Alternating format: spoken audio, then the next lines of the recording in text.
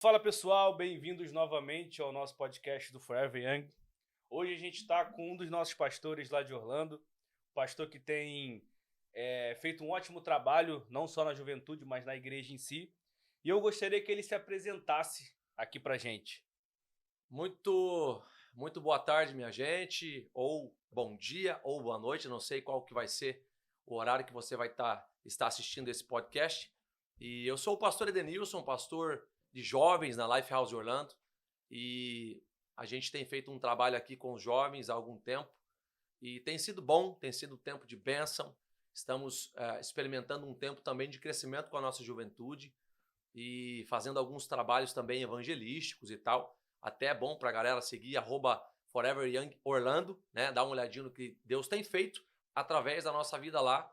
E é isso, sou pastor de jovens, estou aqui em Orlando há 6 meses, né? Então, trabalhando com jovens desde quando eu cheguei aqui, eu trabalho com a juventude e é o propósito que Deus colocou na nossa vida, na nossa trajetória e caminhada, e estamos aí para servir ao reino, não só aqui, mas aonde Deus nos enviar.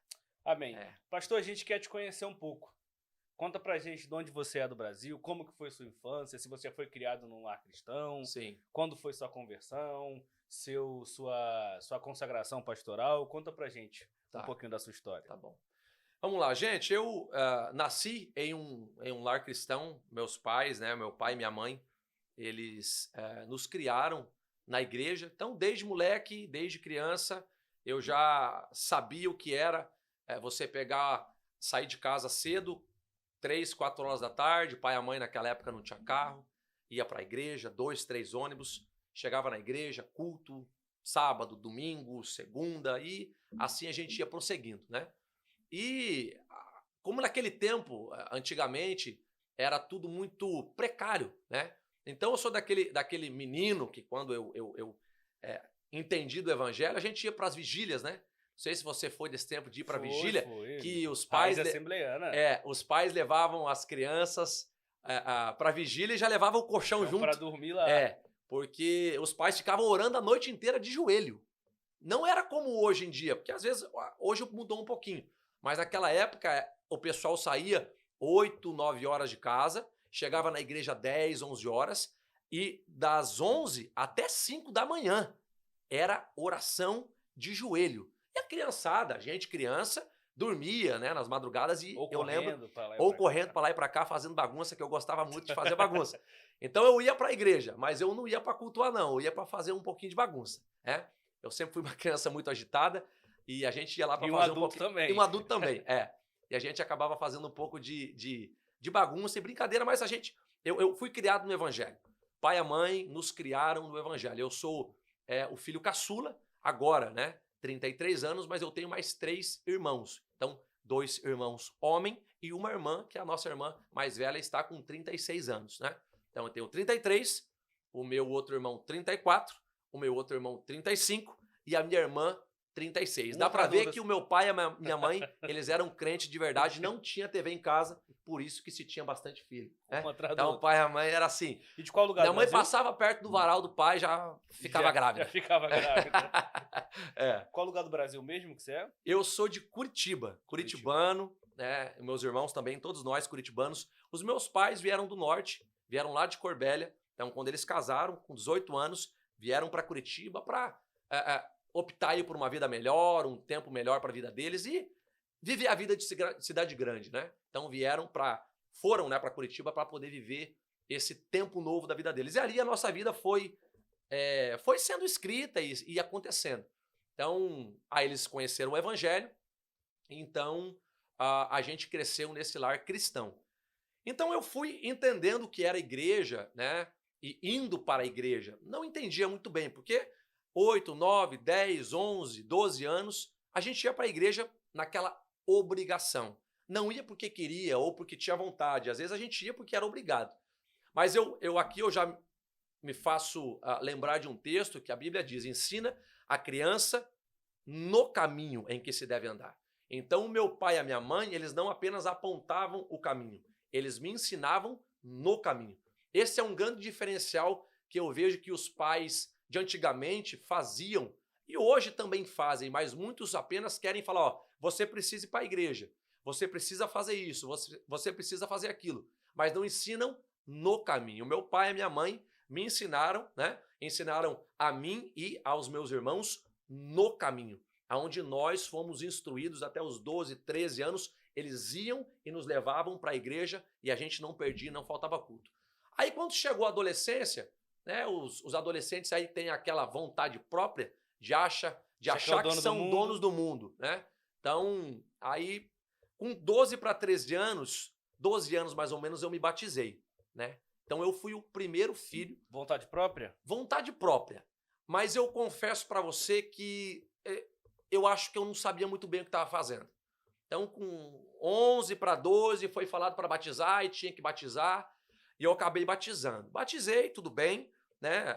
Foi algo fantástico, batismo no rio, batismo tradicional, que meu pai e a minha mãe, eles eram de uma igreja bem tradicional, né? Então batismo no rio, o jovem não podia usar calção, não podia usar barba, aquela igreja bem tradicional mesmo, né? Não tinha televisão em casa, dependendo do que fosse fazer na rua, o jovem adolescente não podia fazer. Então era uma igreja muito rígida. E eu batizei então com os meus 11 para 12 anos. Porém, eu permaneci na igreja firme, digamos assim, 1 ano apenas, né? Então eu batizei com 12, aí já fui inserido na igreja, fazendo já algumas atividades na igreja. Então eu dirigia culto com 12 anos, eu fazia abertura de culto. Aí foi me dada a oportunidade de pregar, porém eu vejo que foi algo muito precoce e acabou me expondo para algo que eu não estava pronto e preparado para fazer. Então, por mais que eu tinha a minha espontaneidade, o meu desejo de fazer, eu não conhecia a Bíblia, cara. Não, eu não era discipulado para entender Bíblia. Eu ia para a igreja. Mas naquele tempo também, pai e mãe ensinavam a gente apenas a ir para a igreja, mas não ensinavam a ler Bíblia. Não ensinavam ter o tempo para parar para ensinar o filho o que é o evangelho de verdade. Que é o mais importante. Exatamente, levavam para a igreja. O que acontece hoje também é que muitos pais apenas levam os filhos para a igreja, esperando que os filhos possam entender tudo. E que o pastor que tenha a obrigação de fazer tudo e ensinar. Mas essa é uma grande mentira. Porque o pastor ensina sim, a igreja está para ensinar. Mas é responsabilidade dos pais também ter uma devocional com os filhos em casa. Ensinar a palavra em casa, para que o filho aprenda em casa o que é o evangelho. Então eu fui inserido na igreja e fui, foi me dado a oportunidade para pregar. E eu lembro que a primeira vez que eu fui pregar, eu não sabia nem o que eu ia pregar. Por quê, Felipe? Eu cheguei na igreja e quando eu cheguei na igreja, o dirigente, né, na época, chegou assim, você vai pregar hoje. Felipe do céu. É uma exposição grande. Cara, meu coração saiu pela boca, mano. Eu fiquei com tanto medo, que eu saí, eu tava com a minha Bíblia, eu entrei no banheiro da igreja, eu comecei a chorar. Eu comecei a chorar porque eu não soube dizer não. Mas aquilo para mim foi uma exposição muito grande. Por quê? Eu tinha na minha mente que eu não estava apto para pregar, e eu era um adolescente. Adolescente que às vezes praticava o ato da masturbação. Então, quando o pastor falou para mim que eu ia pregar, eu me lembrei daquilo que eu fazia e que eu não podia fazer. Eu falei, como que eu vou subir para pregar? Como que eu vou entregar alguma coisa? Eu subi e eu falei sobre Davi, que adulterou, né, pecou com Batseba. A minha pregação durou 5 minutos e os outros 5 minutos foi chorando. E eu falei justamente de um pecado que Davi cometeu e ele obteve perdão de Deus e nós também. Independente das atitudes que temos e da onde vamos e para onde vamos, Deus ele sempre estará disposto a nos perdoar quando nós entendemos que falhamos e reconhecemos que vem de Deus o perdão. Com certeza. Então eu acredito que essa exposição para mim foi muito grande. Mas eu continuei. E eu ia para a igreja no culto à tarde. Eu tinha na época uma mobilete. Lembra de mobilete? Com certeza. Garelli. Já sofreu um acidente com uma. Já sofreu? Já. Como com foi? 15 anos. Como foi? Fratura exposta? Não, pior que não. Foi coisa leve, mas eu nunca mais subi numa moto até hoje. Meu Deus, cara. Olha só. Traumatizou o vaso. Traumatizei. E aí eu ia na igreja, cara, e assim, eu tinha muita vontade de fazer. Então eu fiquei dos meus 12, 13 anos e meio, e eu comecei a estudar nesse período também em um colégio à noite, e nessa vontade de jovem, 13 para 14 anos, eu fui para estudar. Velho, à noite? E aí dá ruim. E eu gostei de uma menina, cara. Eu gostei de uma menina. E eu achei a menina bonita, e eu já na igreja, dirigindo culto, já tinham me dado oportunidade para pregar, e eu fiquei com essa menina, rapaz. Só que na igreja que eu frequentava, como eu te disse, era uma igreja muito tradicional. E quando eu fiquei com essa menina, eu gostei, eu fiquei, beijei, e eu sabia que eu não poderia, porque a igreja iria me proibir. Então eu, com medo de contar para o dirigente da igreja ou para o pastor da igreja que eu tinha ficado com a menina, e se eu contasse para ele, eu iria ser exposto pela igreja, porque eu teria que dizer para a igreja, depois que eu ficasse de banco, lembra da época que o povo ficava de banco? Eu ia ficar sem tomar ceia, então tudo isso veio na minha mente, eu vou ficar sem ceia, eu vou ser exposto, o pastor vai falar para eu não pregar mais, o meu pai e a minha mãe vai saber, sabe o que eu vou fazer? Vou sair. Eu vou sair da igreja. Eu vou fugir da igreja porque é melhor fugir, eu não quero mais, do que ser exposto por um pecado que eu cometi. Hoje eu entendo que nós, como igreja, não devemos ser aqueles que expõem, mas aqueles que abraçam para poder ajudar a pessoa na falha ou no deslize que ela teve. A graça é sobre um filho que peca e corre para o pai para contar que pecou, porque sabe que o pai vai ajudar ele a se levantar e vai escrever uma nova história. A religiosidade é sobre um filho que peca e ele tem medo de contar para o pai e ele foge. Porque eu estava vivendo uma religiosidade. Quando eu pequei, eu não tive o desejo de correr para o pai e contar, sabendo que o pai iria me abraçar, me perdoar e virar a página comigo e escrever uma nova história. Eu estava vivendo uma religiosidade, onde eu peco, eu tenho medo do pai, e quando eu tenho medo do pai, eu fujo para longe dele. Isso não é evangelho. A graça te aproxima do pai. A religiosidade te afasta do pai. A religião, cara, ela mata a gente. Mata. A religião, ela destrói a gente. A gente não pode pegar Deus, colocar numa caixinha de regras e falar, você tem que fazer isso para ser aceito por Deus. Não é isso que acontece. A Bíblia fala que Deus nos amou quando éramos pecadores. Quando estávamos mortos dos nossos pecados, dos nossos delitos, foi ali que Deus nos amou. Então, o que eu entendo hoje, assim, também vindo do mesmo contexto que você, meus pais também... Você veio da Assembleia, Assembleia, meus pais bem religiosos também. Eu lembro que chegava na escola todo mundo vendo Rebelde, eu não podia ver Rebelde não. Olha só. Me sentia... Não, assistir Malhação naquela época não podia não. Eu vi um pouco escondido. Eu ia assistir televisão na casa dos vizinhos, porque a gente não podia ter em casa. Jogar bola é um sistema doutrinário, opressor. Que te oprime, cara. É um opressor mesmo, é um sistema Pra você opressor. ter ideia, Felipe, eu não tenho foto de quando eu era criança, porque a igreja que os meus pais iam, na época, eles falavam que foto era idolatria. Então, meu pai e minha mãe, antes de eles entenderem o que era a igreja, quando a gente nasceu, tiravam-se fotos. Meus pais tinham fotos também do casamento deles. Hoje, meus pais não têm foto de quando eles casaram. Porque quando eles foram para a igreja falou que foto era idolatria, eles queimaram todas as fotos do casamento e queimaram todas as fotos das crianças. E o que tinha de foto das crianças, porque depois não se tirou. Eu tenho foto minha a partir dos meus 7, 8 anos. Foi quando eles saíram dessa igreja mais religiosa e foram para uma igreja um pouco mais tradicional, que permitia até a questão da foto, mas não televisão. Mas era algo que tão religioso, né? Que em vez de agregar, pessoas afastavam. O que tem a ver uma foto, o que tem a ver a camiseta assim, com um símbolo assim, um exemplo, um Mickey aqui. Não podia. Já não podia. As crianças tinham que ter camisetas lisas. Não podia. Era uma loucura. Então foi assim. Aí quando eu fiquei com essa menina, eu falei, não, cara, eu vou fugir. Isso com 14 anos. Isso 13 anos e meio para 14 anos. Então vamos lá dizer, 14 anos. Eu resolvi abandonar a igreja e fugir porque eu fiquei com medo de confessar um pecado. Fiquei com medo de contar para o pastor o que eu tinha feito. Então, em vez de eu contar para ele o que fiz para receber uma nova chance, digamos assim. Eu sabia que você não receberia uma nova Mas eu chance. saberia que eu não receberia uma nova chance. Uma punição. Eu sabia que eu ia ficar sem ceia, ia ficar de banco, ia receber uma punição e eu ia ser exposto para a igreja. Porque 3 meses depois iam chamar, ó, o Edenilson aqui, ele vai voltar à comunhão. Edenilson, você vai ter que dizer para a igreja o que é que você fez. Era assim. Então a gente tinha que expor e dizer o que fez. Então a igreja fala, quem aqui aceita o Edenilson de volta?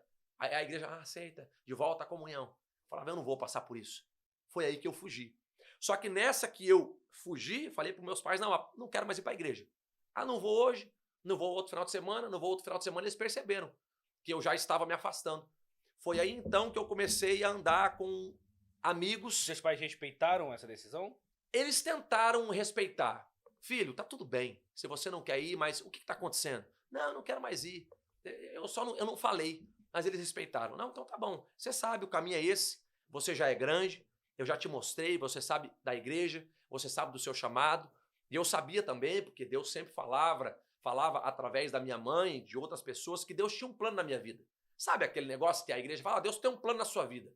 Deus vai te fazer ainda um pastor. Mas eu não me via como um pastor, não me via como um pregador, não me via como nada. Eu não me enxergava. Então eu me afastei da igreja, Felipe. E eu fui pro mundo, cara. E o meu primeiro contato com o mundo foi com os meus vizinhos. E a gente teve ali o primeiro contato com bebida alcoólica. E aí eu tive o contato com bebida alcoólica. Bebi. Depois da bebida, aí comecei a fumar. Cigarro. E aí isso dando 2, 3, 4 meses, fumar cigarro. Aí cigarro, bebida, cigarro, bebida. Aí eu fui para maconha. E depois da maconha, eu cheguei a usar cocaína por boa parte da minha juventude. E foi aonde eu me perdi literalmente de mim. Eu me perdi da minha família, eu me perdi dos meus pais, eu me perdi dos meus irmãos, eu me perdi de Deus, eu me perdi da igreja. E eu fui cada vez mais me afundando naquela busca insaciável de experimentar o que tem lá fora. Eu sempre fui um cara muito intenso. Eu sempre fui intenso. Então, a minha intensidade com a igreja era a minha intensidade no mundo. Então, se eu estava em um lugar, é 8 ou 80. Se eu estava aqui em uma festa e tinha 5 barril de chopp, a gente não parava a festa enquanto a gente não bebesse os 5 barril de chopp. Se a gente estivesse aqui para usar drogas, enquanto tivesse droga ou dinheiro no bolso, a gente usaria até. E com isso eu fui destruindo a minha vida, cara. Porque assim, começou pouco. Começou em eu vou experimentar. Começou em a gente, uma roda de amigos, e a gente dizendo, não tem nada a ver. Esse não tem nada a ver, me levou para o cigarro, me levou para a bebida, me levou para a maconha e me levou para a cocaína e quase me tirou a vida e quase me tirou dos meus pais, quase me tirou das pessoas que eu amava e eu quase que perdi tudo. Hoje eu vivo algo tão grandioso da parte de Deus. Hoje eu sou um pastor de jovens. Hoje eu vivo nos Estados Unidos da América. Mas o diabo tentou frustrar tudo isso quando eu tinha 15, 16 anos, dizendo para mim que eu poderia experimentar o que tinha no mundo, mas o mundo nunca teve nada para me oferecer. O reino tinha, mas eu não conseguia, eu não tinha esse entendimento, que o que Deus tinha para mim era muito maior, como diz na Bíblia, né? Os planos que eu tenho ao vosso respeito são maiores do que vocês imaginam. Eu bem sei os planos que eu tenho ao vosso respeito, planos de fazê-los prosperar, planos de fazer o bem e não o mal, e de dar um futuro ao qual vocês não esperam. Só que eu não imaginava isso. E eu fui no mundo procurando em tudo uma felicidade, cara, que eu fiquei praticamente 10 anos da minha vida jogado, afastado das pessoas que eu amava e procurando uma felicidade que eu nunca encontrei, né? Eu vou contar um pouco mais, mas a gente pode ir conversando sobre o assunto. Até porque você falou que questão de reino, até porque até então não tinham te apresentado o reino de fato. Exato. A graça, o amor. A graça, o amor. Te apresentaram uma religião. Religião. Que eu tinha que cumprir regras para ser aceito. E estar na igreja para ser aceito. E nunca foi sobre isso, Felipe. Foi sobre filhos que querem se aproximar do pai mesmo com suas falhas, tentando dia após dia recomeçar. Porque a gente recomeça todos os dias, né, cara? As misericórdias do Senhor se renovam a cada manhã. E elas vêm até nós para que nós possamos recomeçar todos os dias. É isso, cara. Então, eu me afastei, eu me envolvi. E eu me envolvi com com traficantes, eu me envolvi com boca de fumo, eu me envolvi Então chegou nesse com tantas nível coisas. Fui, cara. de dever boca de fumo? Devia. O meu... Seus pais sabiam? Não. Meus pais não sabiam. Porque eu sempre fui um cara trabalhador. Eu sempre trabalhei. E eu cantava uma música do Bezerra da Silva. Ela dizia assim: se eu quiser fumar, eu fumo. Se eu quiser beber, eu bebo.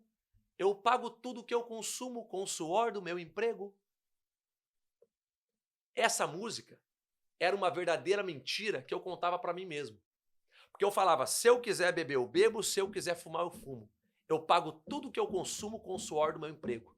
Então, o que eu falava para os outros? Você não tem nada a ver com a minha vida. O que eu consumo, o meu vício, eu mesmo sustento. Então, eu tinha isso como uma verdade para mim. Para você ver como que a música tem um poder sobre a mentalidade do jovem. Então, eu cantava isso para mim mesmo e eu me enganava. Eu falava, não, o que você tem a ver com a minha vida? Você paga o meu cigarro? Você paga a minha bebida? Você paga a cocaína que eu uso? Então, você não tem o direito de falar da minha vida. Quando eu pedir dinheiro emprestado para você, você tem o direito de palpitar para mim. Então, eu trabalhava muito. Mas tudo que eu trabalhava, Felipe, era colocado em um saco furado, aonde eu gastava com bebida, com droga, com noitadas e com balada. E assim, cara, eu vivia sempre no limite de não ter nada. Até um ponto, quando chegou no ápice, em que eu estava realmente viciado na cocaína. Todo dia você usava? Em que eu usava cocaína todos os dias. Eu cheguei a gastar 800 a R$1.000 por semana com cocaína. E aí eu vi que eu já não estava mais conseguindo sustentar. Nessa época eu trabalhava em uma empresa e eu começava a olhar as coisas e querer pegar para fazer um furto. E quando Você nunca pensou em passar por isso? Eu fiz alguns furtos. Hoje eu me arrependo. Eu fiz alguns furtos na empresa que eu trabalhava. Porque eu já estava devendo aonde eu queria comprar cocaína. E quando eu precisava de mais, o cara, você tem que pagar o que você deve. Para eu pagar o que eu devia, eu já não tinha mais dinheiro. Eu só recebia no dia 30, mas no dia 15 meu dinheiro já tinha acabado. E como que eu ia usar a cocaína esse restante do mês? Então eu comecei a fazer pequenos furtos. Eu comecei a pensar em fazer, então comecei a praticar. E aí eu vi que eu não conseguia mais parar. Porque eu achava que eu dominava o meu vício. Sabe quando a pessoa bebe, quando a pessoa fuma, ela fala assim, quando eu quiser parar, eu paro. Sabia que essa é uma verdadeira mentira? Ela fala isso, é uma mentira que ela conta para ela mesma. Porque ela não consegue mais parar. O vício já dominou. E ela diz para as outras pessoas, quando eu quiser parar, eu paro. Mas por que você não tenta ficar um mês sem usar? Por que você não tenta ficar um mês sem usar cocaína, sem usar o cigarro ou sem beber? Você vai perceber que isso está te dominando e está destruindo você. Mas para as pessoas você conta uma mentira. E essa mentira, muitas vezes contada, você acredita como uma verdade para você mesmo. Era o que eu acreditava, né, cara? Que eu podia dominar. E durou quantos anos esse vício? Dos meus 14, vamos lá, dos meus 13 anos e meio até os 23. Então, contando aí, 10 anos. Eu fiquei 10 anos perdido, jogado. Eu saía de casa sexta-feira, voltava na segunda. E nessa ocasião, seus pais já sabiam? Sabiam. Aí meus pais já tinham encontrado cocaína no guarda-roupa. Os meus pais já tinham me pegado totalmente drogado em praças da cidade. Eu chegava drogado em casa. Meu pai e a minha mãe, eles sempre intercederam por mim. A minha mãe, ela foi a minha maior intercessora. A minha mãe, a minha avó, o meu pai, algumas tias que eu tenho, algumas já dormem no Senhor, e uma delas chamada Irmã Maura, né? Ela foi uma das maiores intercessoras que mesmo quando eu estava perdido, jogado, a minha mãe, em todo lugar que ela ia, ela escrevia o meu nome, Edenilson, e colocava nas caixinhas de orações das igrejas. Em todo lugar que a minha mãe passava, ela levava o meu nome para que pessoas orassem por mim. Então a minha mãe e o meu pai e essas pessoas foram pessoas que nunca desistiram de mim. Mesmo me vendo no fundo de um poço, elas sabiam que as promessas de Deus poderiam ser cumpridas. E um dia elas iriam ser cumpridas. Mas isso precisava passar por mim, né? Então os meus irmãos, Felipe, eles chegaram a dizer para minha mãe assim, por que você ainda continua orando pelo Denilson? Por que você ainda ora por ele? Por que a senhora ainda fica perdendo noite de sono por ele? Esse cara é um drogado. Eu com 18, 19 anos. Ele é um drogado. Daqui um tempo ele vai aparecer morto aí. E a senhora fica aí orando. A minha mãe falava, o Deus que eu sirvo ela contava pra mim. Ela falava assim, o Deus que eu sirvo me fez uma promessa. E um dia eu vou ver o meu filho sendo um pastor. E isso que você tá falando cai por terra, porque o meu filho vai ser um homem de Deus. E eu jogado na lama, na droga, na bebida, na prostituição, e assim, em tudo que o mundo tinha para oferecer. Mas existia pessoas que oravam por mim.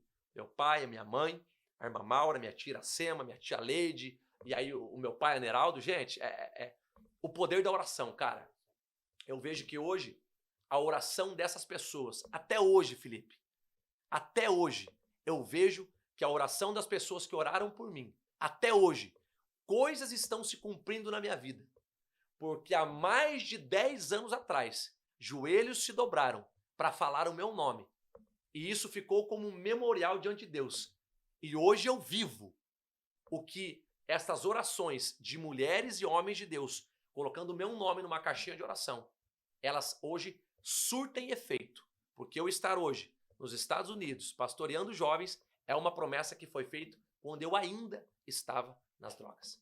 Quando eu ainda estava perdido. Quando eu não me via apto nem capaz de fazer nada, cara. Eu, tipo, quem sou eu? Quem sou eu? Perdido. E a pastora Ju entra onde na sua vida? A pastora Ju entra quando eu tinha aproximadamente 19 anos. Ela tinha... Já no mundo das drogas. Eu já estava no mundo das drogas. Eu já era um cara que trabalhava, então eu estava ali sustentando o meu vício. Então, eu conheci ela pelo Orkut, você acredita? Você teve Orkut ou não? Lógico. Flogão, você teve? Flogão não tive, não. Eu sou mais antigo, cara. Eu tive Flogão, gente. Mas Orkut Quem teve Flogão aí? Eu tive Orkut. Eu conheci a Juliana pelo Orkut. Eu tinha uma camiseta com uma folha de maconha desse tamanho, escrito aqui embaixo assim, ó, vegetariano. E aí eu postava foto, né, no Orkut com essas camisetas e tal, e eu com um cigarro de maconha. Eu fazia a maior apologia pra maconha. E a Juliana me viu no Orkut, ela tinha 14, 15 anos, eu já tinha 19, né, 18 para 19, e ela viu no meu Orkut uma dessas fotos, né, eu ali e tal, né, naquela pose, achando que pá, né? Tava bonitão. Achando que tava pavando. E aí, mano, ela comentou, não lembro se era depoimento que fazia, ou era um comentário que fazia na foto, eu não lembro. Só sei que ela escreveu um comentário ali no Orkut. E ela falou alguma coisa, essa camisa aí e tal, você é um rapaz bonito, mas... Alguma coisa assim, mas essa camisa não combina com você. Eu falei, que é isso, né, abençoada? Cristã, ela já era? Não, a Juliana é católica. Os pais católicos, a Juliana não conhecia o evangelho. Praticante ou não? Ou só dizia que era? A mãe dela, praticante com o pai. Ela ia de vez em quando. Então, assim, ela e mais os irmãos iam de vez em quando mais católicos. E eu, filho de crente, mais no mundo, jogado nas drogas. Então ela fez ali um comentário no Orkut e ela falou, falou alguma coisa, você é um rapaz legal, bonito, mas viu as outras fotos, né? Eu era um cara apresentável, né? Me cuidava, e o que né? aconteceu, então? Não, eu fiquei mais bonito. Se eu te mostrar uma foto de como eu era, você vai ver que Deus trabalhou na vida do vaso. Deus, além de salvar, curar, libertar, ainda deixa a gente mais bonito. É claro que um botox também ajuda, né, gente? Você precisa fazer um botox, tá? Preciso, tô vendo aqui como é que Ó, tá vendo? Ó, minha testa. Não mexe. A minha como é que tá? Deus vai. Deus vai te dar um botox em nome de Jesus. Amém, amém. Então, aí, Fê, aí a Juliana comentou, e aí eu lembro que eu comentei alguma coisa, tudo bem, você não concorda com a maconha, mas por que a gente não marca um debate? Olha só, né, cara, eu já vi, já olhei, né, falei, gostei da vaza. É bonitinha, né? 14, 15 aninhos, olhei as fotinhas, falei, o pai já gostou. Aí eu falei, né? Falei, vamos marcar um debate, mas eu já querendo, né? Outra coisa. Aí ela falou, então vamos. Aí nisso passou o MSN, que eu esperava, depois da meia-noite, pra poder conectar, cara. Internet de escada. Daí a gente pegou o MSN. IG. Mano, eu sou antigo, né, cara? Apesar que eu tô com essa cara de novo aqui, eu tô com essa cara de novo, mas eu já tenho 33 anos, né? Mas eu já sou vivido. Aí, cara, a gente começou a conversar pelo MSN, aí trocando ideia e tal, papo vai, papo vem. A gente marcou de se encontrar. A gente marcou marcou um encontro, uma quadra da onde eu morava, que ela falou que era próximo da onde ela morava. Eu não sabia onde a Juliana morava. Não sabia. Foi numa panificadora. Aí eu marquei lá um encontro, sei lá, acho que 3, 4 horas da tarde. E nessa época eu trabalhava de vendedor de colchão em uma loja. Então eu trabalhava de social, né? Sempre muito bem vestido. E eu fui lá encontrar ela, cheguei lá, camiseta social, né? Eu tinha um carro, um Celtinha na época, rebaixado, 2 subzinhos atrás, 2 cornetas, 2 Twitter, negocinho, né? Pá, chegou, somzinho, pá. Aí a Juliana provavelmente já olha falando, ah, o varão aí, né, dá, né? É claro, a gente fala o varão porque a gente fala o jargão evangeliquez, né? Mas provavelmente ela viu eu chegando ali e tal, eu cheguei, social, já cheguei, já mandei descer uma cerveja, coloquei na mesa, acendi um cigarro e comecei a fumar um cigarro e conversar com ela. Tal, papo vai, papo vem, conversamos. Eu achei ela bonita, achei ela interessante, né? Gostei dela. E na hora de ir embora, eu falei, ah, eu vou te dar uma carona, posso te levar embora? Dela, não, eu moro aqui perto. Eu falei, onde você mora? Eu moro aqui, ó, virando a esquina. Tipo, 3 minutos de a pé. Eu falei, não, mas eu te levo e tal. Dela não quis entrar no carro. Porque provavelmente, poxa, primeira vez, conheci o cara agora e não conheço, não vou entrar no carro com ele. Só que na hora de a gente despedir, eu, em vez de dar um beijo no rosto dela, eu já puxei aqui e dei um beijo na boca dela, no primeiro encontro. Eu beijei ela. E ela correspondeu? Fui um varão ousado. Correspondeu. Ela correspondeu. E ela gostou. Ela disse que não gostou, porque eu tinha bebido cerveja e tinha fumado cigarro, cara. Então na minha boca tava aquele gosto. E ela, uma menina de 14 para 15 anos, nunca tinha conhecido um cara que, poxa, tinha bebido e fumado na frente dela e deu um beijo nela. Ela correspondeu, beijou, mas disse que quando ela diz, né, que quando ela saiu, e aí eu entrei no carro, falei, já que ela não quis carona, né, vai pelo menos um beijinho, eu já arranquei. E depois a gente desenrola o processo. Aí ela falou que foi embora, falou que cara folgado. O cara já veio me beijar no primeiro dia. Gosto ruim. Cara chato, folgado. Mas, meu amigo, é o que eu falo para os jovens solteiros. O importante depois é o somebody love. Aí eu vim, papo vai, papo vem com ela ali. Cara, e ela se apaixonou por mim. Ela começou a gostar de mim. E a gente marcou de sair outras vezes, 1 vez, 2 vezes, 3 vezes. E fomos ficando, né? Na época a gente ficava. E nesse tempo, você na droga. E nesse tempo eu bebi de droga. Mas quando eu encontrava... Por enquanto, não. Quando eu encontrava ela, eu só bebia e fumava. Bebia e fumava e ela sabia que eu fumava maconha. Então, às vezes, eu chegava na casa dela meio aéreo, né? A mãe dela não sabia, parava o carro na frente, ela saía, conversava, dava uma volta. E aí ela foi me conhecendo cada vez mais, até que ela começou a me ver praticar esse tipo de atitudes, né?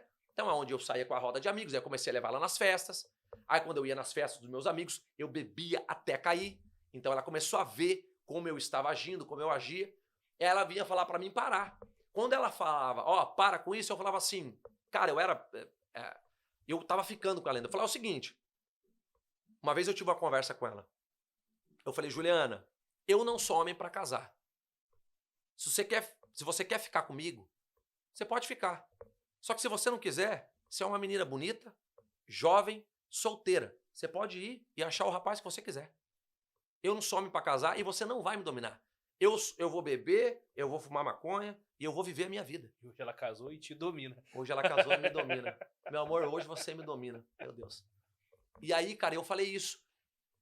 Então eu conheci ela com 14 anos, 14 para 15. Só com 17 anos que eu comecei a namorar com ela.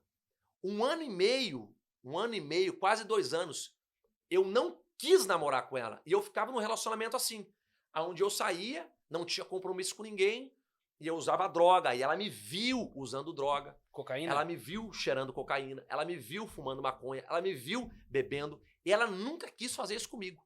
Ela chorava. Eu lembro uma vez que eu estava usando cocaína em uma festa, e eu entrei no banheiro, ela entrou junto, eu já estava muito louco aquele dia, e ela chegou no banheiro, e ela olhou, e ela chorando. Aí eu fiz a carreira de cocaína, eu usei, eu olhei para ela, e eu falei, você não precisa passar por isso.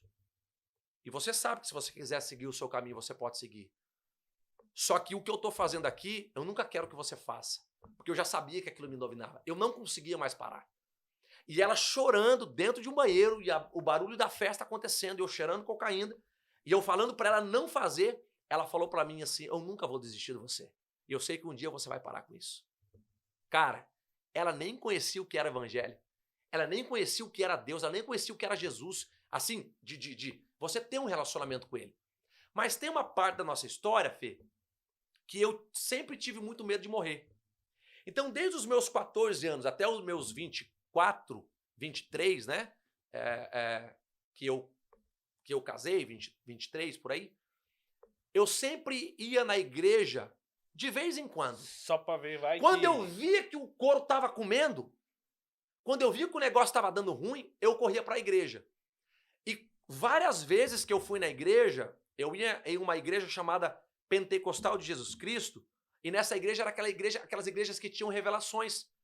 E uma dessas vezes, ou várias vezes, pelo menos 4 ou 5 vezes, teve revelação pra mim. Só que o povo daquela igreja não me conhecia. E a revelação era: tem um jovem aqui que Deus tem um plano na sua vida e Deus vai te usar para pregar o evangelho. Hoje você não consegue ver o que vai acontecer na sua vida. Mas se você abrir o seu coração, Deus tem uma grande história para fazer na sua vida. E o meu coração batia tão forte. Sabia que era para você. O cara sou eu, cara. Mas eu tô aqui na droga, na bebida, eu tô doidão. Como eu vou pregar o evangelho? Tá onde? Nem Bíblia eu sei. Aí eu aí mandava levantar a mão, né? Levantava a mão. Pode vir, jovem, é você. Deus tem um grande plano na sua vida. E aí, às vezes, eu levava a Juliana. E era naquela igreja que homem sentava à direita, mulher sentava à esquerda. Sei qual que é a igreja. Aí ela olhava, pô, o cara drogado, né? Ela já tava comigo ali, já tava namorando, né? Em casa? Ficando. Conheci os pais dela? Já tinha conhecido os pais dela. Aí depois eu vou contar pra você a história quando eu conheci os pais dela. Aí quando os pais dela me conheceram, cara, ninguém me aprovou. Quem iria querer que a sua filha namorasse um bêbado, drogado, louco? Cara, eu vou te contar essa história. Aqui a gente vai umas 10 horas de podcast, amém? Amém? Amém. Cara, a história é muito louca, né? Aí, na igreja tinha essas revelações. Então ela foi começando a ver, cara, esse povo crente aí e tal. Só que, pô, falava que Deus tinha um plano na minha vida, mas eu naquela situação, cada vez eu me afundava mais. Cada vez era mais droga, cada vez era mais bebida. E aí, em uma dessas vezes, Fê, que a gente foi na igreja, eu fui na igreja e quando eu cheguei era um culto de terça-feira, culto de mulheres. Cheguei lá, sentei no último banco, a igreja cabia mais ou menos umas 500 pessoas. Devia ter umas 180 pessoas num culto de terça-feira. Era um culto de mulheres, mas os homens iam também e tal. Eu sentei no último banco. Cheguei, sentei no último banco da igreja. A irmã que estava dirigindo o culto, eu lembro o nome dela até hoje, a irmã Silvana. Ela é uma cantora. Ela parou o culto. Irmãs, para de cantar. E eu estava lá atrás. Ela falou, você jovem que está de vermelho, e eu estava com uma jaqueta vermelha, levanta. Parou o culto, cara. Aí eu levantei, ela falou assim, Deus manda te dizer o que você está fazendo aí ainda. O que você está fazendo aí ainda? Você sabe que você tem um chamado e um propósito de Deus na sua vida. E você sabe o que Deus vai fazer na sua vida. E você sabe o que você precisa fazer. Deus quer fazer algo grande na sua vida, jovem. Mas você precisa tomar atitude. Aí eu parei, eu estava de pé. Agora vamos voltar a louvar. Quando ela falou isso e o povo começou a voltar a louvar, a Juliana estava lá do outro lado. A Juliana viu isso e começou a chorar. Quando a Juliana começou a chorar, ela saiu e foi no banheiro. Enquanto a Juliana sai e vai no banheiro, eu olho ali no banheiro, eu sento e fecho os meus olhos. E quando eu fecho o meu olho, eu tenho uma visão, Fê. Eu me via sentado em uma cadeira de roda. E eu nessa cadeira de roda, eu dava uma empurrada. Eu olhava para o lado. Eu dava outra empurrada. Olha aqui, rapaz, tudo arrepiado. Eu dava outra empurrada. E eu tava indo, como subindo. Mano, olha isso aqui. Em direção ao púlpito. Eu tava subindo uma plataforma. Eu, como se indo para pregar. Só que eu indo pregar em uma cadeira de roda. Dei uma empurrada, olhei pro povo. Dei outra empurrada, olhei pro povo. Eu vi uma visão, eu com um terno azul, empurrando. Aí eu vi, eu falei, meu Deus do céu, Deus tem misericórdia de mim. Deus não deixa eu morrer. Eu sei que o Senhor tem um chamado na minha vida, então, mas eu não sei para onde eu vou, o que eu faço? Eu não consigo largar droga, eu não consigo largar a bebida, eu não consigo me ver longe disso, o que eu faço? Como que eu vou sair disso? Lembra que eu falei que a Juliana saiu? Quando ela saiu, ela foi pro banheiro. Ok, foi pro banheiro e voltou. Uns 5, 7 minutos depois. o culto continuou, acabou o culto, a gente entrou no carro. Quando eu entrei no carro, eu entrei, né, tava tenso, porque eu tive uma visão, Felipe. Eu tive uma visão. Forte. Eu me vi em uma cadeira de rodas. E eu pedi para Deus, Deus, não me deixa. Então, se eu tenho que pregar e ter o evangelho, então que eu consiga sair dessa vida, mas que cumpra o teu chamado, o teu propósito em mim, mas não em uma cadeira de roda, não me deixa passar por isso. Mas eu não tenho força. Aí eu contei pra Juliana, falei, amor, você viu o que a mulher falou ali e tal? Ela falou, vi. E ela começou a chorar. Eu falei, então, eu me vi numa cadeira de roda. Ela falou, meu Deus. Daí eu falei, eu me vi numa cadeira de roda, eu dava 3 empurradas, eu olhava para um púlpito, eu tava com um terno azul. Daí ela, meu Deus. Aí foi a primeira experiência com ela em uma igreja evangélica, dela entender o que é Deus agindo na vida de alguém. Daí eu falei, por quê? Ela falou, você lembra que a hora que você sentou, eu fui no banheiro? Eu falei, lembro. Uma irmã foi atrás de mim. E quando eu cheguei no banheiro, essa irmã perguntou assim, por que você está chorando, moça? Aí ela falou, eu estou chorando porque eu estou tão emocionado com o que Deus falou com o meu namorado. Daí ela falou, quem é aquele moço que está lá? Daí ela falou, é meu namorado. Daí ela encostou nas costas da Juliana, assim, no ombro, e falou assim para ela, fica tranquila, nem que seja em uma cadeira de rodas, ele vai pregar o evangelho. Forte. A mesma visão que eu tive, eu com Deus, foi o que Deus entregou para ela. Fica tranquila, nem que seja em uma cadeira de rodas, ele vai pregar o evangelho. Essa irmã virou as costas e saiu. Quando eu contei para ela a visão que eu tive e casou com o que a irmã falou, ela falou, meu, que Deus é esse? Aí que começou a experiência da Juliana com a igreja evangélica. Aí que ela começou a se aproximar de Deus e todas as vezes que eu ia no culto, ela ia também. Aí voltando, por que eu não conseguia sair das drogas? Teve vezes, Felipe, que eu cheguei em casa, depois de noites de usando cocaína, 3, 4 horas da manhã, e eu cheguei em casa, eu colocava na rádio 89.3, que é a Gospel FM. E eu ficava ouvindo rádio evangélica. Eu ficava ouvindo louvor 3, 4 horas da manhã, porque eu já tinha voltado da gandaia, do fervo, e aí a minha mãe já tinha me ligado, meu pai, e todo mundo preocupado. Eu chegava em casa, era aquela briga. Meu Deus, filho, você tá aí nessa de novo, cara. Você tá fazendo isso de novo? Até quando você vai ficar nessa vida? Sai disso, Denilson. Para com a droga, para com a bebida, chega, pai e tal. Vou parar, mas eu não conseguia. Aí eu vendo a minha mãe, meu pai sofrer, a minha mãe chorava. Aí eu chegava em casa, tirava 2, 3 buchas de cocaína, trancava a porta do meu quarto, colocava na rádio 89.3 e chorando. Eu ficava fazendo carreira após carreira, usando droga e não conseguia parar, ouvindo louvor. O meu coração ansiava por estar na presença de Deus, mano. O meu coração tinha saudade do lugar santo. Eu tinha saudade de ter um relacionamento com Deus, mas eu me afastei tanto que eu não conseguia mais voltar. Eu cheguei no fundo de um poço, mas eu acredito que eu cheguei no fundo do poço justamente para o único lugar que eu pudesse olhar fosse para cima.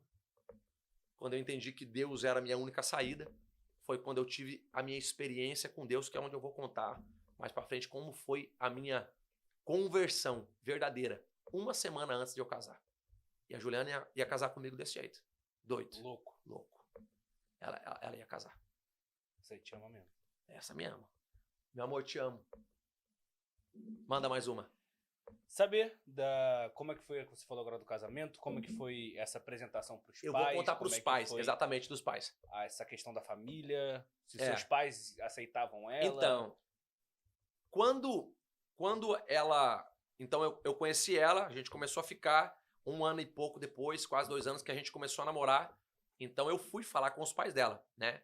Então a mãe dela exigiu que eu fosse lá, na época eu fui, conversei com a mãe dela. A mãe dela não sabia, não me conhecia ainda, né? Não me conhecia. Ela já sabia o que eu fazia, a Juliana, mas o pai e a mãe ainda não. Então eu fui, conversei com o pai e com a mãe, eles aceitaram, tudo bem, aqui em casa, regra, tá, horário para chegar, horário para sair. Só que quando eu comecei a namorar com a Juliana, foi quando eles começaram a ver que eu não era aquele cara que eu disse ser. Porque teve sábados que eu falava que ia encontrar a Ju 1h da tarde, meio-dia, 1h, quando eu saía do trabalho. Sabe que hora que eu aparecia? 00:30. 1h, bêbado, drogado. Eu chegava na casa dela, cara, e às vezes entrava no banheiro pra vomitar. A mãe dela via isso. e começava a dizer pra ela, como que você tá namorando com um cara desse, Juliana? Como que você vai continuar com um cara desse? A gente tem que gravar um podcast com ela, pra ela poder contar também essa parte onde ela chorava. E ela fala, Deus me deu uma força que nem eu nem sei por que eu lutava por ele. Hoje eu sei que é propósito, cara. Hoje eu entendo que é um propósito de Deus. Mas ela lutava por mim, pelo nosso relacionamento, e ela lutava por isso, ela nem sabe por que lutava. Porque a mãe dela falava, larga esse cara. Olha o que esse cara tá fazendo com você.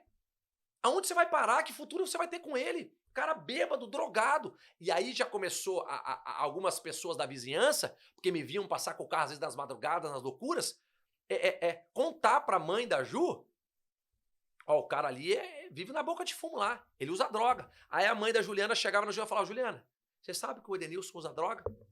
Você sabe que ele é um viciado? Sabe o que a Juliana falava? Eu sabia. Eu sei. Mas e por que você não larga ele, Juliana? Não, porque eu gosto tanto dele, mãe. Eu gosto tanto dele. Eu gosto tanto dele que eu não consigo. Aí vai também algo que as meninas ou os meninos precisam entender. O que aconteceu com a Juliana foi algo que de 100 pessoas, acontece o que aconteceu comigo. Ah, então todo cara louco eu vou ter que lutar por ele porque é o amor da minha vida. Não, calma. Cada um de um jeito. De 1 em 1 milhão, né? De 1 em 1 milhão. Porque a Juliana, ela tinha tudo pra ter uma vida infeliz comigo. Porque ela já estava sofrendo, cara. Ela chorava. Ela estudava à noite no colégio quando ela tinha 17, 18 anos. A gente casou quando ela tinha 19.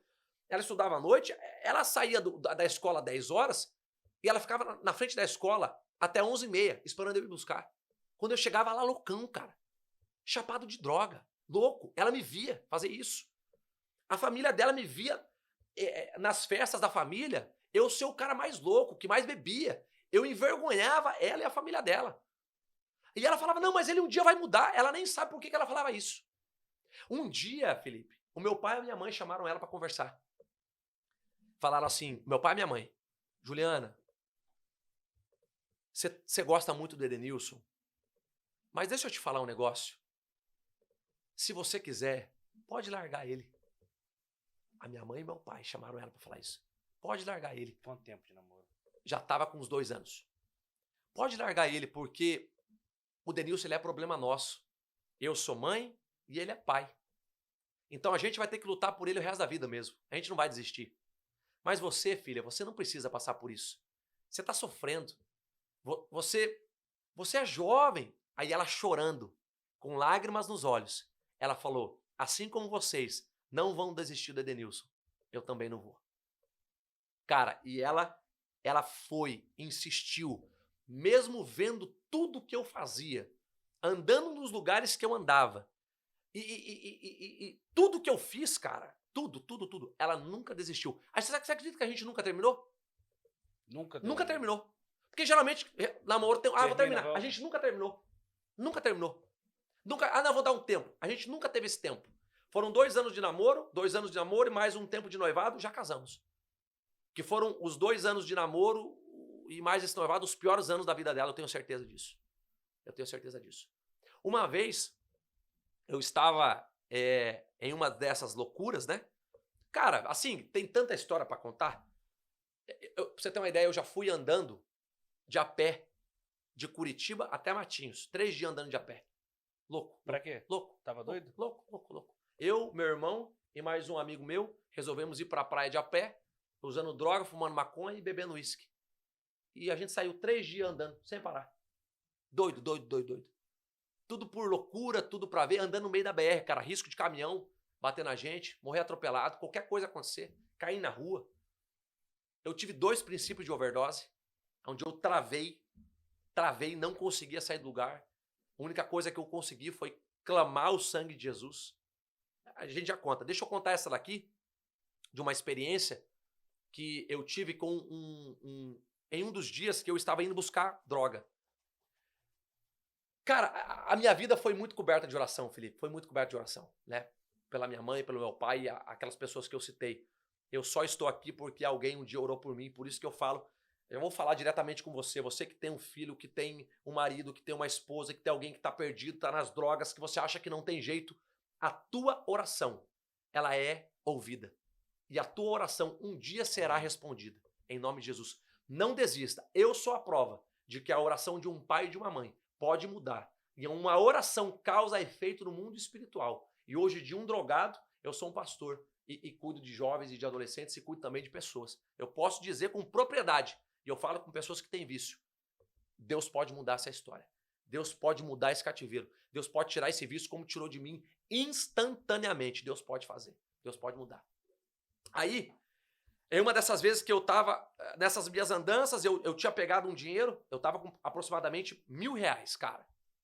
Eu e um amigo meu, a gente ia comprar tudo em droga. A gente foi no shopping, tinha bebido um monte, e a gente falou, não, a gente vai beber e a gente vai usar droga e vamos sair. E a gente saiu com o carro, eu tinha o Celta ainda na época, e eu indo pro lugar, né? Eu começou a fazer um barulho no motor do carro. Um barulho. Aí eu parei o carro, abri o capô, olhei, não tinha nada. Aí fechei o capô, peguei o carro, fui de novo. Um barulho no motor do carro. Abri o carro, parei, abri o capô, não tinha nada. Falei, rapaz, que coisa, né, cara? Eu indo em direção ao lugar onde a gente comprava. Enquanto eu tava indo, um cara começou a buzinar atrás. Buzinou. Eu já tava muito doido, né, cara? E assim, no trânsito comigo era loucura. Buzinou, eu parava o carro, saía. Até teve um outro episódio que um cara buzinou pra mim no trânsito, eu desci, o cara botou a pistola na minha cabeça. O cara botou a pistola na minha cabeça assim. Eu falei, atira então se você é homem, rapaz. Por que você não atira? Juliana tava dentro do carro. Cara, o cara botou a pistola na minha cabeça, eu doidão, 4 horas da manhã. Droga, bebida, doido. Loucura. Não tinha medo, cara. Eu não tinha medo. Era por isso que eu falo, eu era 8 ou 80. Só estou vivo pela graça e misericórdia de Deus. Aí o cara buzinou pra mim, e eu desci do carro. O que foi, maluco? Você tá buzinando aí? E isso era um pastor, amigo do meu pai, pastor Jairo. Ele buzinou porque ele me conheceu. E quando eu desci querendo brigar com ele, ele falou, o que é isso, Denilson? Te vi crescer, rapaz. Ele me viu quando era criança. Agora tá aí todo machão, o que tá acontecendo? Falei, pastor, desculpa, né? Tava meio cambaleando ali. Daí, o que tá acontecendo? Eu falei, meu carro tá com barulho no motor aí, rapaz, tô dando um rolê. Daí, vamos arrumar, o que é? Aí ele abriu o motor do carro, Felipe. Quando ele abriu, sabe quando tem a ventoinha? Sei. E tem aquele filtro de ar? Ele só tinha caído e tava pegando a ventoinha. Tac, tac, tac, tac, tac, tac, tac, tac. Eu abri 2 vezes o capô do carro e não tinha visto. Ele só fez assim, ó. Encaixou. Quando ele encaixou, ele fechou o capô, olhou bem pra mim e falou assim, o lugar que você está indo, Deus manda te dizer que se você for lá, você não sai de lá vivo hoje. Saiu, entrou no carro e foi embora. Na hora, meu filho, o porre sarou. Já ficou... Sarei do porre, olhei pro meu amigo, eu com R$1.000 no bolso, cara. A gente ia comprar tudo em cocaína. Ou aquele dia eu teria uma overdose e morreria de vez, ou ia acontecer outra coisa, mas aconteceu. Aí eu olhei pro meu amigo, falei, velho, eu não vou não. O pastor falou, cara, e eu não brincava com Deus. Falei, o pastor falou que o negócio vai dar ruim, eu vou lá bater de frente com o Jeová. Eu conheci o evangelho, cara. Falei, não vou. Seguinte, mano, já estamos tudo bêbado mesmo, vamos pra casa dormir. Hoje, né, o pastor estragou o rolê. Pastor Jairo, o senhor estragou o nosso rolê aquele dia, mas foi por um bem maior. No outro dia eu fiquei sabendo que naquele mesmo horário, a polícia tinha batido na boca de fumo e tinha invadido lá e prendido todo mundo que estava lá dentro. Aquela noite, ou eu teria uma overdose se eu tivesse conseguido comprar tudo, ou eu teria morrido. Ou eu teria sido preso. Porque a polícia tinha ido lá invadido e fechou a boca, quem estava lá foi preso e tudo mais.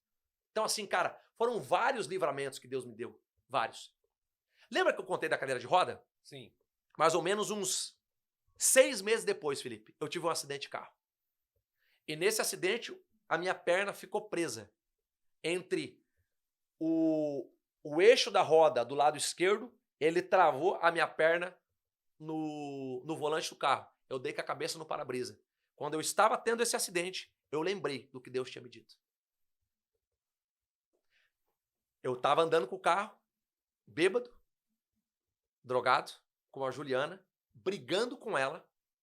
Enquanto eu brigava com ela, eu falava que eu ia meter o carro embaixo de uma carreta. Eu falei assim, nós dois vamos morrer. Eu e você. E eu colocava o carro na BR, na frente da carreta. Quando a carreta vinha, eu tirava. Fiz isso 1, fiz isso 2, fiz isso 3 vezes, até que eu não consegui voltar. eu fui de frente com outro carro, e quando eu fui tirar, a gente bateu. O carro rodou, parou na frente de um bar. E o meu pé ficou travado, ela de cinto chorando, e eu tive esse acidente. Deus me livrou ali de sair daquele acidente de uma cadeira de roda. A misericórdia e a graça me alcançando. Quando eu tive esse acidente, eu me lembrei, nem que seja em uma cadeira de roda, ele ainda vai pregar o meu evangelho. E foram várias vezes que Deus usou da graça e da misericórdia e da graça e da benignidade e da longanimidade, porque foram vários episódios, cara, que não era para eu ter saído vivo. De princípio de overdose, de eu travar, meu coração quase sair pela boca, travar na frente de uma casa de show e assim eu não conseguia rir, o coração acelerado. A única coisa que eu consegui foi falar, Deus, me tira daqui, me dá só mais uma oportunidade. Só que quando eu tinha mais essa uma oportunidade, eu não ia de verdade, cara. Eu ficava brincando com o evangelho, sabe? Mas Deus sempre teve muita misericórdia de mim. E a nossa família sofrendo, a minha mãe sofrendo, meu pai sofrendo. Toda vez que eu chegava em casa, a minha mãe e meu pai choravam muito. Eu brigava, né? Eu não era agressivo, nunca fui agressivo com os meus pais. Eu sempre fui um filho muito amoroso. Então, sempre quando eu tinha as minhas intensidades, eu chegava com o olho grande, drogado. A minha mãe ali, poxa, filho, de novo, eu chorava. Eu deitava no colo dela, cara, drogado, cara. Drogado. Eu deitava no colo da minha mãe e do meu pai. Perdão, pai, me desculpa. Eu não vou fazer mais isso. Pô, mas de novo, cara, você sempre fala que não vai fazer mais isso. Aí eu ia deitar, eu chorava, cara. Aí no outro dia, passava 1, 2 dias, aí um convite ou outro, de novo. E de novo. Eu fui para a igreja, assim, aceitar Jesus, das vezes que eu fui, mais ou menos umas 7 vezes eu aceitei Jesus. Sabe quando a pessoa levanta a mão e vai lá na frente? Levantei a mão, fui na frente. Aí não ficava. Levantava a mão, fui lá na frente, não ficava. Teve uma vez que era aniversário de casamento do meu pai, e eles tinham feito um pedido para todos os filhos. O pedido para eles foi, ó, hoje é aniversário do nosso casamento. Eu acho que 28, 30 anos de casamento. Eu gostaria que vocês fossem, né? Todos vocês fossem na igreja. E eu esqueci, cara. Eu só fui lembrar que era aniversário de casamento, eles tinham convidado a gente para ir na igreja, quando já eram umas 9h40 da noite. E eu tava como? Louco. Eu fui para a igreja. Eu cheguei lá, mano, e eu não sabia, eu não tinha me olhado no espelho, meu nariz estava todo branco aqui. Aí eu cheguei na igreja assim, tal. O pastor já tinha acabado de fechar a porta da igreja. Aí todo mundo me olhou assim, né, cara? Eu naquela situação, minha mãe chorava muito na igreja, orando por mim. Eu falei, ô pastor, acabou o culto, tá, acabou. Eu falei, não, mas eu vim aqui, eu queria tanto aceitar Jesus. O pastor falou, pô, meu filho, claro, mas ele abriu a igreja de novo. A igreja entrou lá dentro. Eu dobrei o joelho. Eu chorei. Quando eu chorei, eles oraram por mim, eles intercederam por mim. Aí eu abracei meu pai, minha mãe. Aí quando eu fui abraçar o pastor, ele falou, seu filho, só vai lá no banheiro e limpa o nariz que tá tudo branco de cocaína. Daquele jeito, cara, dentro da igreja. Falando que estava aceitando Jesus, né? E quem sabe poderia ter sido uma mudança verdadeira. E meu pai e minha mãe vendo aquela situação, eles choravam e olhavam e falavam, quando que esse cara vai mudar? Quando que a promessa vai se cumprir? Quando que ele vai conseguir sair disso? E eu também me perguntava, Felipe, quando que eu vou conseguir? Porque eu não tinha força, cara. Felipe, eu não tinha força. A força que veio realmente foi do alto, foi do céu, foi de Deus. E foi algo... A maior experiência que eu já tive com o céu foi a minha conversão. Como que foi? Conta pra gente. A minha conversão, depois de tantas coisas que eu fiz e tantas loucuras, né? É bem pesado essa parte, tá? Eu às vezes eu não conto em detalhes, mas aqui eu vou contar em detalhes. Aqui eu vou contar em detalhes, né? Deixa eu tomar uma aguinha primeiro. Posso tomar uma aguinha aqui? Mais ou menos, Fê. Eu já estava namorando, noivado, né? Já tinha noivado. E já tinha programado o casamento. Na droga, na bebida, daquele jeito. E a Juliana ia casar comigo daquele jeito. E aí eu programei o casamento. E eu programei também, no casamento, eu programei uma despedida de solteiro com meus amigos. A galera da rua. Amigos meus, 8, 10 amigos. a gente decidiu ir em um parque apenas para beber e usar droga e fazer bagunça. A gente saiu 9 horas da manhã e foi aquela loucura, churrasco, bebedeira e tal, fervo e tal. Faltavam uns 10 dias, mais ou menos, pro meu casamento. Né? 1 semana, 10 dias. Aí ela já tinha te convencido que ia casar. Já ela queria casar, eu também já queria casar, eu ia casar daquele jeito mesmo, ela já me aceitava do jeito que eu tava, e ela acreditava que um dia eu ia mudar, ela não sabia como, mas acreditava que eu ia mudar. Ela ia casar comigo daquele jeito. E aí, eu preparei essa despedida de solteiro e preparei essa despedida de solteiro e fui. Cheguei em casa, eram umas 9h30, mais ou menos, 9h20. E tava a minha mãe e a Juliana, né? E aí, quando eu cheguei totalmente drogado, cheguei, meu irmão tinha me deixado em casa. Aí meu irmão me deixou, que ele morava no outro bairro. Eu desci do carro, entrei em casa, louco. Um dia inteiro bebendo, dia inteiro bebendo, usando droga, o olho grande, aquele jeito, eu era bem magro, né? Tava bem magro, né? Porque tanto que usava droga. Meu pai já tinha tentado me internar umas 2 vezes. 2 ou 3 vezes ele tinha falado que ele queria me internar. Que aí você já tava fora de controle. Porque eu tava fora de controle. Eu falava, não, pai, vou parar, não, dá mais uma chance e não parar, eu vou te internar, cara, E ia casar desse jeito, cara, olha que loucura.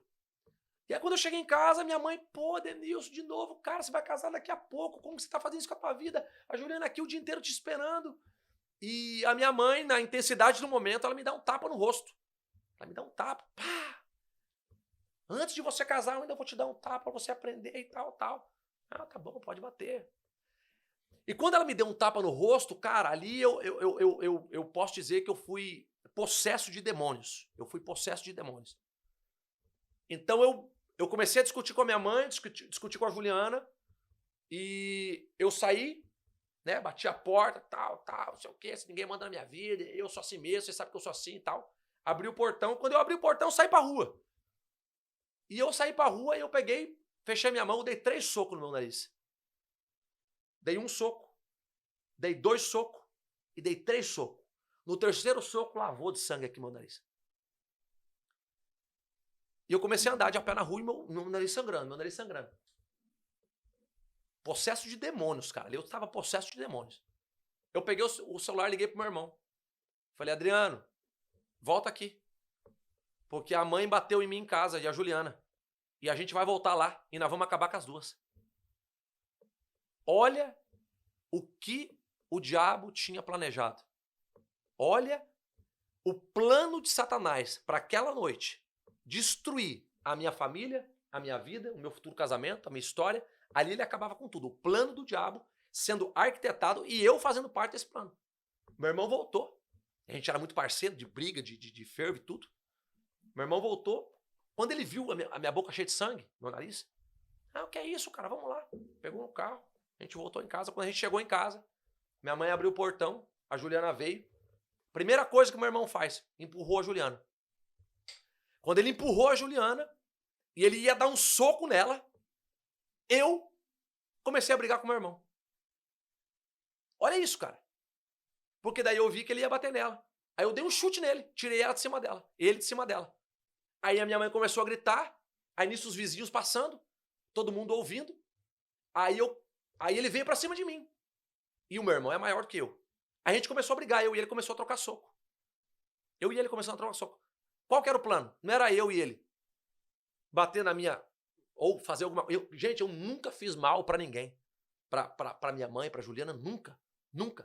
E olha o nível de possessão e de mentalidade diabólica que eu cheguei. A gente vai lá, eu e meu irmão, querendo acabar com a minha futura esposa, com a minha mãe. O que era o acabar? O diabo querendo destruir tudo. E aí, Felipe, eu e ele começamos a brigar. Só que o meu irmão é maior que eu, cara. Eu vi que eu não tava aguentando. E nisso, grito pra lá e grito pra cá, e pega daqui, pega dali, a gente foi pra rua brigando. Os vizinhos vieram e seguraram ele, e alguns me seguraram, eu entrei pra dentro de casa. Quando eu entrei pra dentro de casa, eu fui pra cozinha. E a minha mãe entrou atrás de mim. Eu fui pra cozinha e peguei uma faca. Quando eu peguei uma faca, eu voltei com a faca na mão. Eu ia esfaquear meu irmão. Olha o nível, cara. E quando a minha mãe viu isso, ela falou, ela me chamava de D, né? D ou Dzinho. Não faça isso, pelo amor de Deus. E ela caiu no sofá. Quando ela caiu no sofá, ela entortou tudo a mão assim. Eu acho que começou a dar um princípio de infarto, de AVC, alguma coisa. Quando eu vi isso, Felipe, quando eu vi a minha mãe caindo no sofá e ela falando isso, eu com a faca na mão, eu ouvi nitidamente Deus falando comigo. Foi a única vez que eu ouvi, eu tive a experiência de audivelmente ouvir Deus falar comigo. O que Deus falou para mim? É muito forte, cara. É isso que você quer para a tua vida? É isso que você quer para a tua vida? Esta é a tua última chance. A partir de hoje, se você não mudar, você vai caminhar sozinho. Felipe, ali, com uma faca na mão, a minha mãe deitada no sofá, totalmente paralisada, eu totalmente drogado, alucinado, o meu irmão lá fora me esperando pra gente continuar a briga, vizinho, fervo, chegou a polícia, eu soltei a faca. E eu falei, sim, Jesus, eu quero mudar. Eu não quero mais essa vida. Eu não quero ver mais meu pai e minha mãe sofrendo. Eu não aguento mais, cara, ver a minha mãe chorando e tudo isso em meu pensamento, sabe? Eu não aguento mais ver a minha família desse jeito. E quando Deus me perguntou, é isso que você quer pra tua vida? Eu sempre fui um filho amoroso. Eu nunca fui um filho que quis o mal do meu pai e da minha mãe. Mas olha o ponto que eu estava chegando. Olha onde eu estava chegando, o extremo que eu estava chegando. Ali eu decidi, eu não quero mais essa vida. Aí nisso chegou a polícia, aí chegou meu pai da igreja, aquele fervo. Aí eu sentado no sofá, olhando, como se aquela noite, Felipe, tivesse caído a escama dos meus olhos. E eu parei e olhei assim para tudo aquilo que eu estava fazendo. Todos aqueles anos, na droga, na bebida, na loucura. Falei, cara, o que eu estou fazendo com a minha vida, mano? O que eu estou fazendo com as pessoas que eu amo? Meu pai, minha mãe. A minha mãe quase morre na minha frente, eu ia esfaquear meu irmão. O meu irmão ia bater na minha futura esposa, eu ia perder um casamento. Nem sei se agora a Juliana vai querer casar comigo. Ali, cara, sabe o filho pródigo? Caindo em si, foi justamente isso que aconteceu comigo. Caindo em si. Ali, eu voltei para mim mesmo. Eu me encontrei, eu me achei. Falei, Deus, é isso. A partir de hoje, eu não quero mais essa vida para mim. Aí chegou todo mundo, chegou meu pai e tal, apaziguou a situação, chegou meus primos aí. A polícia foi embora, casa de família, sabe como é que é e tal. Aí eu fui pro banheiro, tomei um banho, entrei no quarto. Quando eu saí do quarto, tava meu pai, minha mãe, minha avó, meus 2 irmãos e a Juliana sentados na mesa. Uma mesa como essa. Todo mundo sentado, parado, um olhando pro outro. Provavelmente eles estavam perguntando um pro outro, né? Até quando a gente vai continuar esperando esse menino mudar? Até quando o Denilson vai falar que vai mudar e não muda? Até quando que, sei lá, até quando vale a pena? Aí eu saí do quarto, olhei pra eles. Felipe, foi a cena que, sabe, que corta o coração? De você ver teu pai, tua mãe, aquelas pessoas que você mais ama, justamente as pessoas que mais querem o teu bem. Eu com 22 para 23 anos, 22 anos mais ou menos. Aí eu olhei e eu falei, pai, eu vou mudar, eu não quero mais essa vida. Eu vou parar de usar droga, eu vou parar de usar bebida. A partir de hoje, eu vou ser um novo homem. Aí ele falou, Denilson, cala a boca. Não fala mais nada. Você falar que vai mudar, eu já ouvi isso da sua boca tantas vezes.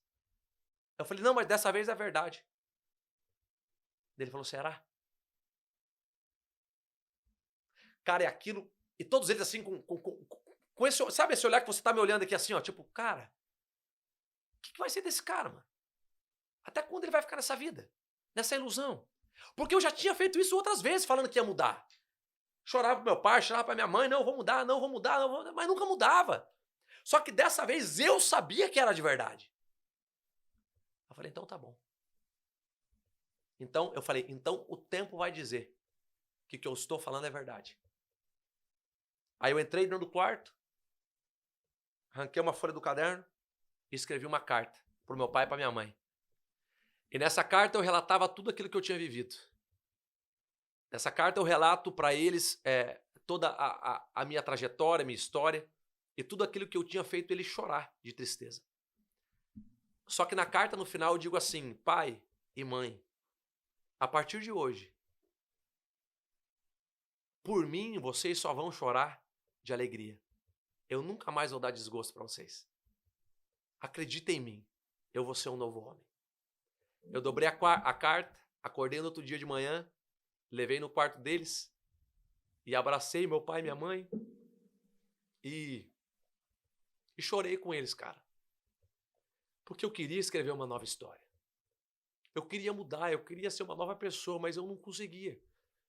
Mas eu achei em Jesus, eu achei em Deus, Felipe, algo que para mim foi tão grandioso, cara. A misericórdia me alcançando, sabe, mano? De um cara que ninguém mais dava nada. De um cara que as pessoas olhavam para mim e diziam: vai morrer com 18, com 19, com 20.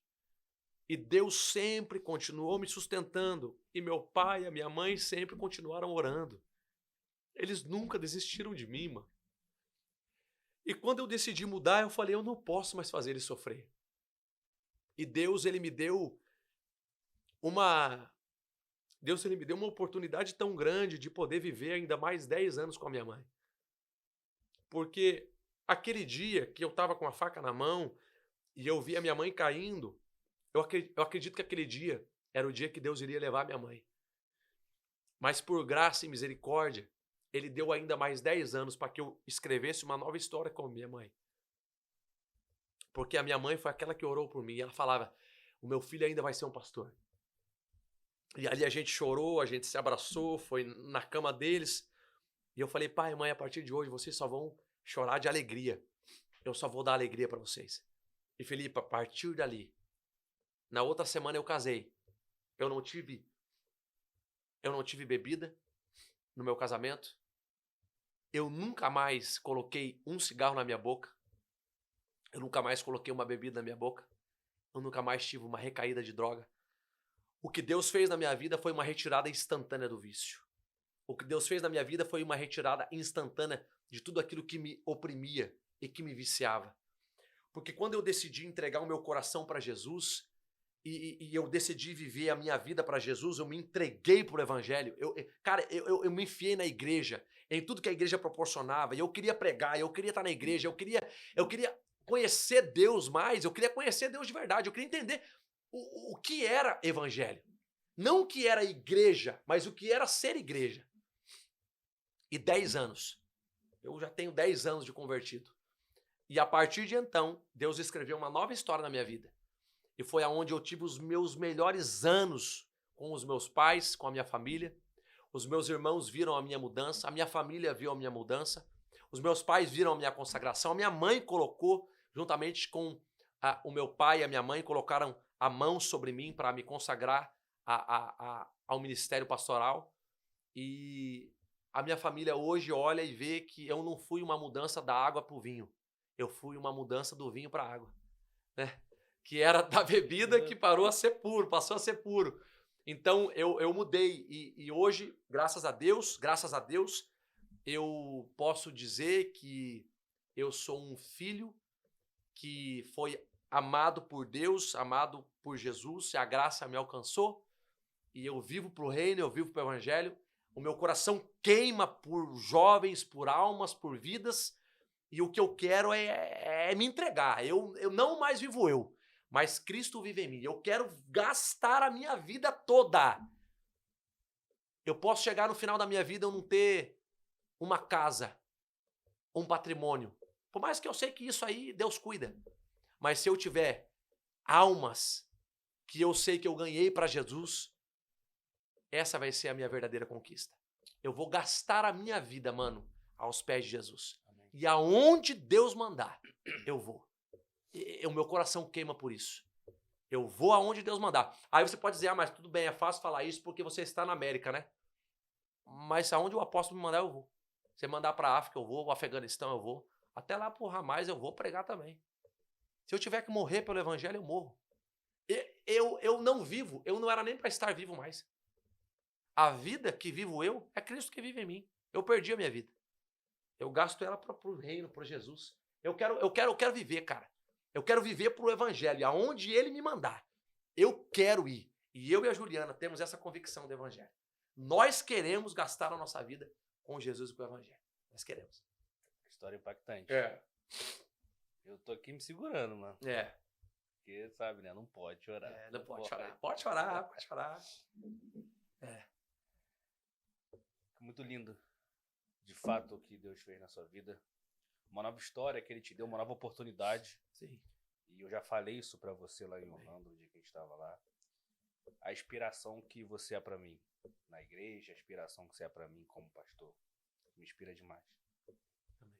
E eu queria que você, pra gente terminar, você olhasse pra aquela câmera ali, desse um conselho, dois conselhos, no caso, pra alguém que esteja passando pela mesma situação que a sua, está enfiado no mundo da droga ou qualquer outro vício, e depois dar um conselho para os pais que têm filhos nessa situação. Tá. O que você falaria para eles? Antes eu posso só contar a minha consagração? Com certeza, com certeza. Que a minha consagração foi feita pelo Zoom. Vocês sabem, né? Sim. Eu sou o único pastor do ministério e o apóstolo falou que eu sou o último. Eu sou o alfa e o ômega que fui consagrado pelo Zoom. Eu fui consagrado, né, o meu primeiro reconhecimento pastoral pelo Zoom.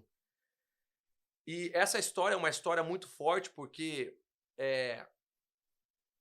ela mostra até da vida do nosso apóstolo a intimidade que ele tem com Deus e como ele, de uma maneira tão inusitada, ele ouviu a voz de Deus e decidiu fazer alguma coisa que era totalmente incomum no ministério e para qualquer igreja.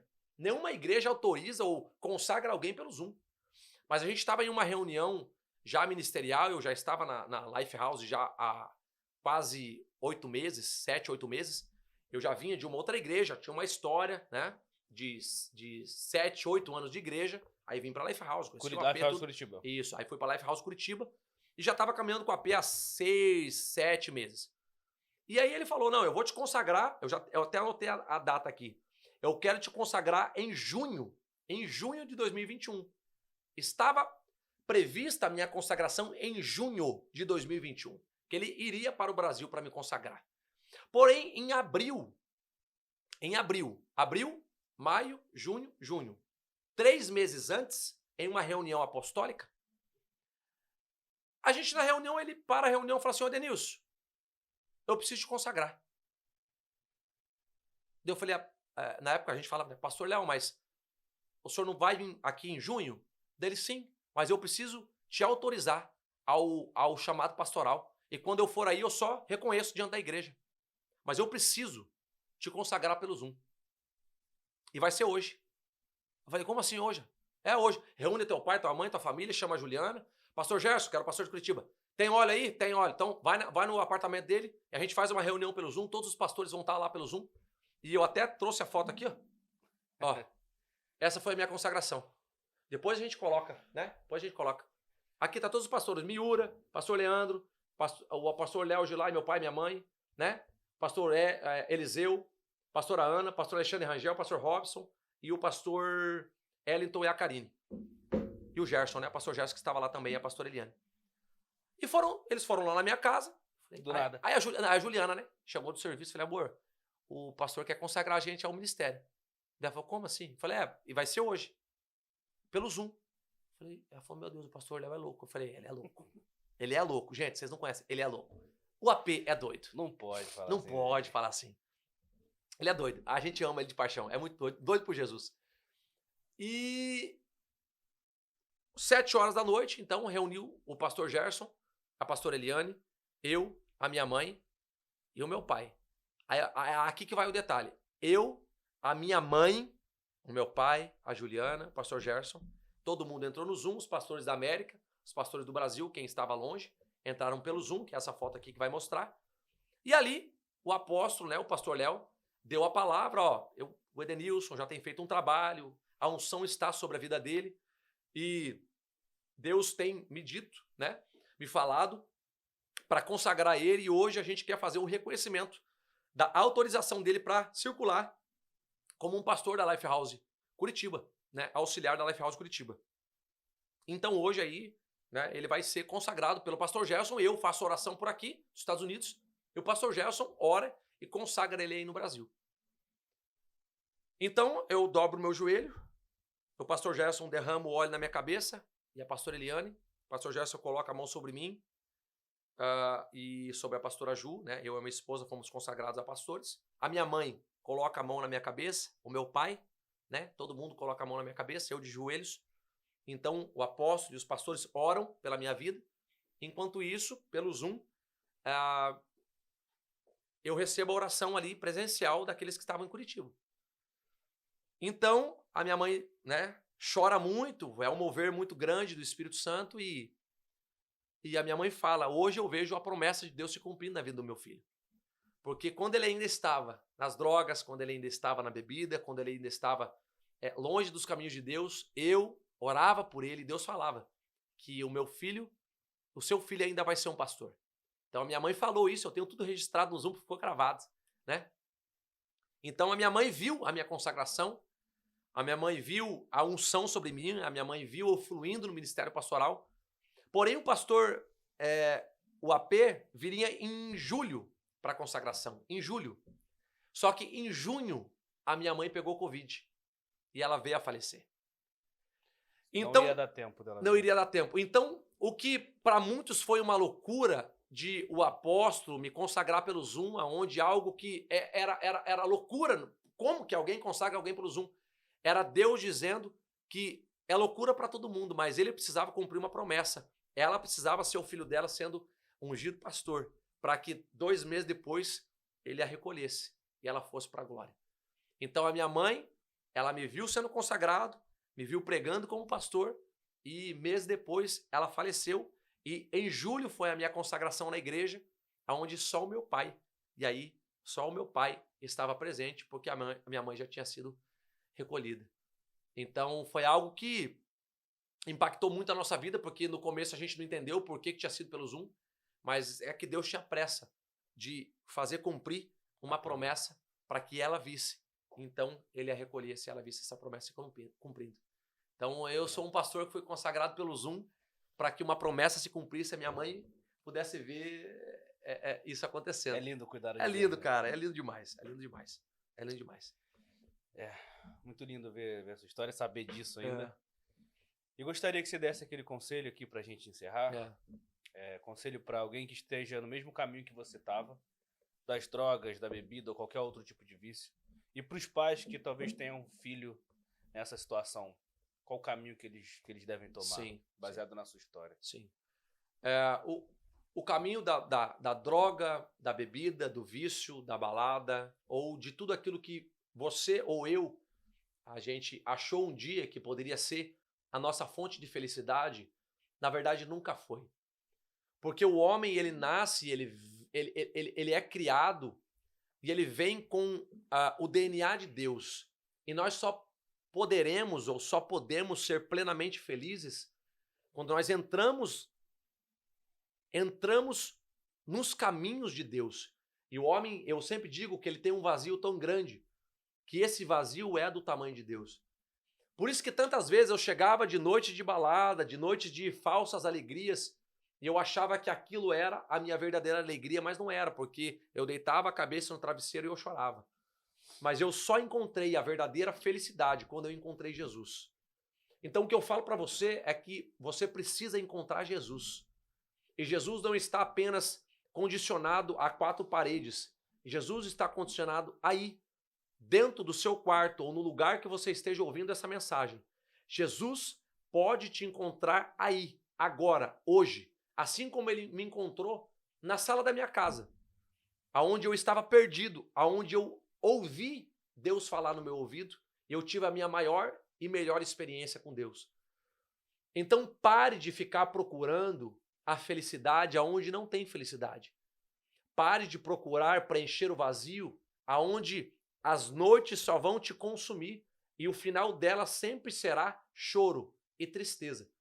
Deus tem uma grande obra para fazer na sua vida, um grande propósito para fazer na sua vida. E Deus tem algo para cumprir em você e através de você. Mas você precisa se permitir viver o novo de Deus. E quem sabe hoje, através dessa mensagem, você possa experimentar o que Deus pode fazer na sua vida. Você pode agora aí dizer: Jesus, eu quero então ter uma experiência contigo. Então se revela para mim, porque a partir de hoje eu quero escrever uma nova história na minha vida. E hoje, Deus pode escrever uma nova história para você. Deus tem um caminho de bênção, de felicidade, de paz, que o mundo não vai conseguir te entregar. O mundo e as drogas e a bebida não vão conseguir te entregar. A única coisa que tem é a depressão, a angústia, a tristeza. Depois de uma noite de rave, de balada, de risadas, o que sempre nos resta é ficar sozinho em um quarto, isolado, sozinho, chorando e dizendo: até quando eu vou viver essa vida? Mas Deus tem uma vida de plenitude para você. Deus tem uma vida de plenitude para todos nós. Basta que nós demos uma chance para Deus. A gente não dá chance para todo mundo. Dá uma chance para Jesus e veja o que Ele pode fazer na sua vida. Em nome de Jesus. Amém. Amém. Para os pais. Para os pais. Para os pais que têm filhos que talvez estejam enfrentando problemas, né, com as drogas, com a bebida, ou se afastaram do evangelho, o conselho que eu dou para vocês é: nunca desistam de orar. Nunca achem que o poder da oração não pode alcançar os lugares que o seu filho esteja. A sua oração, ela vai entrar em lugares que você não pode entrar.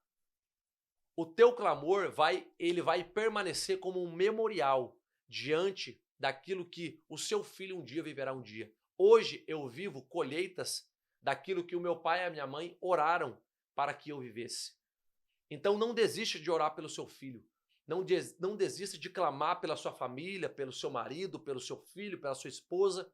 Não desista de orar, porque Deus pode fazer um milagre. E quando a gente acredita, Deus pode mover e Deus pode fazer algo que só Ele pode fazer. Não vai ser na força do nosso braço, mas vai ser na força da nossa oração. Não pare e não desista, porque Deus é contigo. Em nome de Jesus. Amém, amém. Pastor, obrigado. Obrigado, meu tá? filho. Linda a sua história, lindo o seu testemunho. É lindo ver o agir de Deus na sua vida. Já falei antes, falo de novo, você é um exemplo para mim. Acho que toda a igreja precisa de um pastor Edenilson junto para ajudar. Amém. Tá? Obrigado Amém. pela sua história. Sua história com certeza vai impactar muitas Amém. pessoas, muitas famílias. Você que foi abençoado, impactado por essa história, por esse testemunho do nosso pastor